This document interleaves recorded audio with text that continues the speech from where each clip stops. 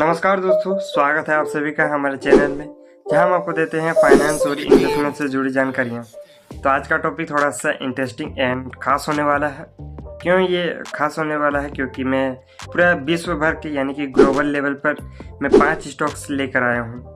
तो कौन कौन से वो स्टॉक्स है, इसके बारे में जानने से पहले आप सभी से एक छोटी सी रिक्वेस्ट है कि आप लोग चैनल को सब्सक्राइब और वीडियो को लाइक जरूर से कर लीजिएगा और बेल आइकन को ऑल पे सेट जरूर कर लीजिएगा। तो कौन कौन से वो स्टॉक्स हैं, चलिए जानते हैं। आगे वीडियो के आगे बढ़ने से पहले आप सभी से ये कहना चाहता हूँ कि ये पूरा अपनी रिसर्च पे, जब भी आप रिसर्च करने जाओ तो अपना रिसर्च जरूर कीजिएगा और रिसर्च भी कीजिएगा, उसके फंडामेंटल के बारे में भी जानिएगा, उसके परफॉर्मेंस के बारे में जानिएगा। तो ये जानने के लिए आपको मैं इस वीडियो पर पूरा डिटेल से वीडियो लाया हूँ, जो कि आपको हो सकती है ये आपको मदद करे। तो कौन कौन से वो इसको कंपनीज है, इसके बारे में थोड़ा सा जान लेते हैं। उस कंपनीज की क्या क्या रिक्वायरमेंट्स हैं, क्या वो कैसे काम करता है, किस प्रकार से काम करता है, उसके फाइनेंशियल परफॉर्मेंस कैसा है, उसका फंडामेंटल कैसा है, इस सारी चीज़ों पे जानेंगे। यदि आप लोग इंटरेस्टेड है तो आप लोग इसको देख सकते हैं। और चलिए वीडियो को आगे शुरू करते हैं। तो पहला कंपनी है अलीबाबा। अलीबाबा चीन की एक प्रमुख ई कॉमर्स कंपनी है जो ऑनलाइन रिटेल, क्लाउड कंप्यूटिंग और डिजिटल मीडिया में काम करती है। हाल ही में अलीबाबा ने एप्पल के साथ समझदारी की घोषणा की है, यानी कि साथ मिलकर काम करने वाले हैं, जिससे कंपनी के शेयरों में 6% की ग्रोथ देखने को मिली है। तो अब बात करेंगे अलीबाबा के परफॉर्मेंस के बारे में। अलीबाबा के लोएस्ट परफॉर्मेंस की बात करेंगे तो ये $131.40 है और इसका हाई कितना तक गया होगा, $134.21 है। और इसका 52 वीक लो की बात करेंगे तो ये $68.36 है और इसका 52 वीक हाई की बात करेंगे तो ये $148.43 गया था।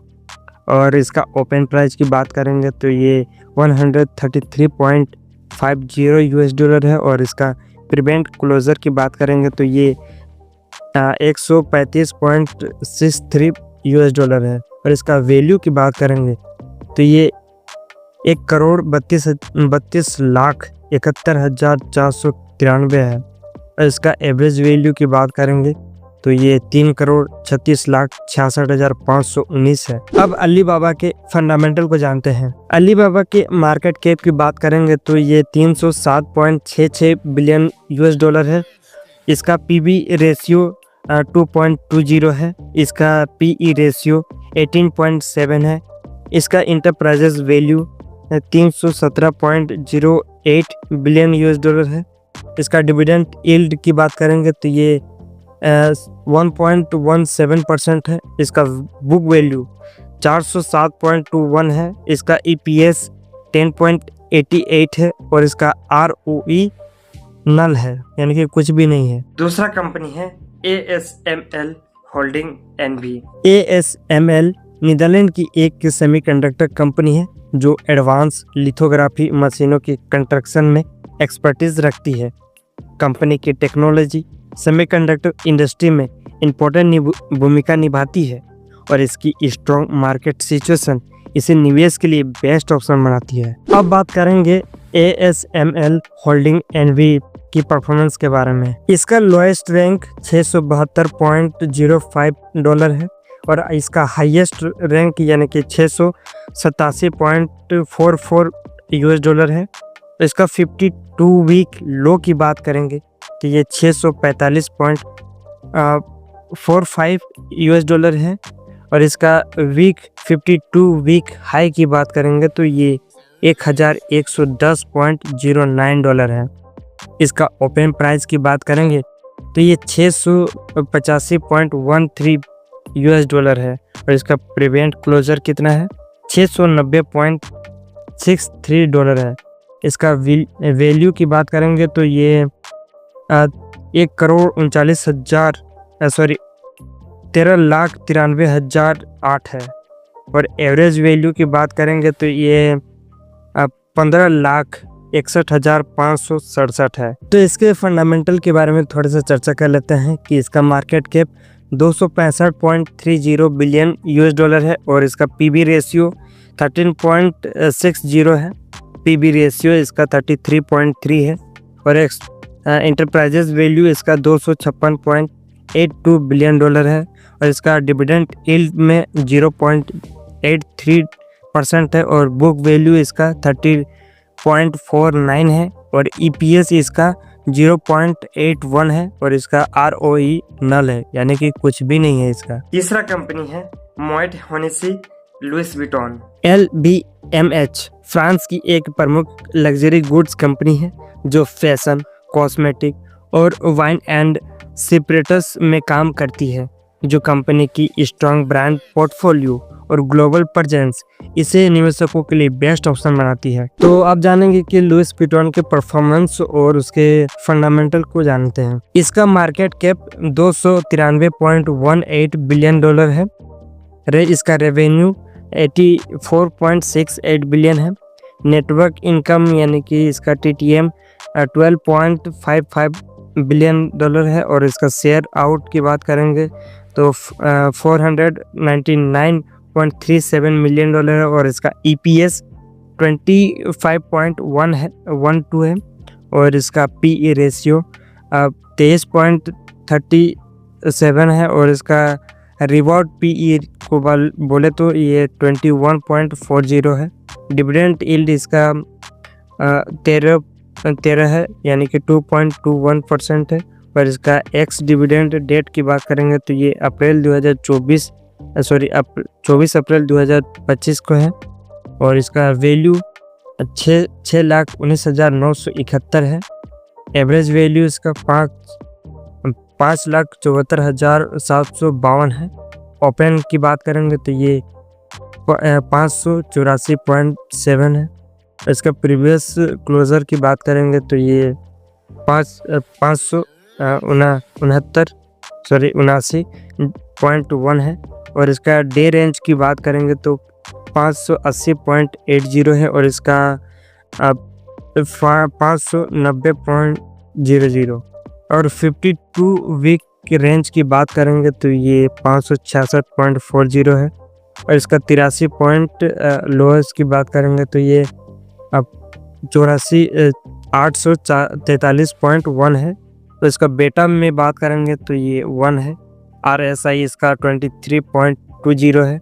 इसका अर्निंग डेट 11 अप्रैल 2025 को है। चौथा कंपनी है ICICI bank limited. ICICI bank Bharat का प्रमुख प्राइवेट सेक्टर का एक बैंक है जो अलग अलग बैंकिंग सर्विसेज प्रोड्यूस करती है।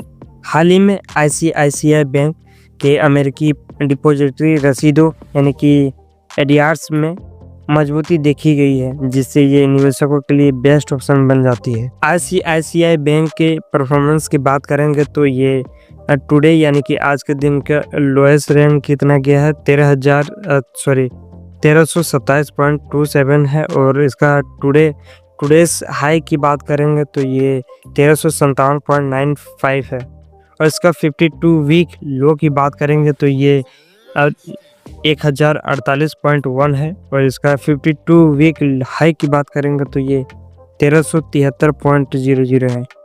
इसका ओपन प्राइस 1336 है। प्राइवेट क्लोजर इसका 1348.35 है। इसका वैल्यू की बात करेंगे तो ये